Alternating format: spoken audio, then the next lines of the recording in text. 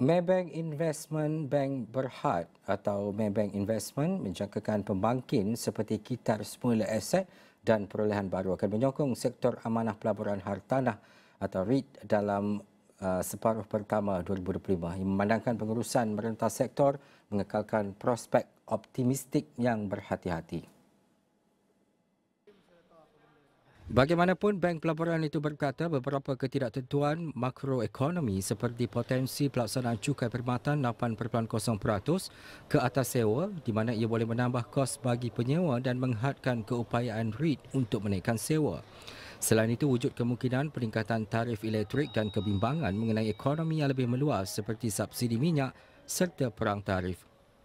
Menerusi satu nota penyelidikan, Maybank Investment Bank berkata, inisiatif peningkatan aset aktif oleh Sunway REIT dan IGB REIT sepatutnya menyokong pertumbuhan pendapatan, manakala segmen hospitality untuk KLCC Property Holdings, KLCCP dan Sunway REIT mungkin menyaksikan pemulihan bermusim selepas Ramadan. Maybank Investment Bank juga melihat pemangkin strategik dalam kalangan REIT termasuk kepelbagaian industri oleh CapitaLand Malaysia Trust atau CLMT dan pendekatan Central REIT dalam pelaburan.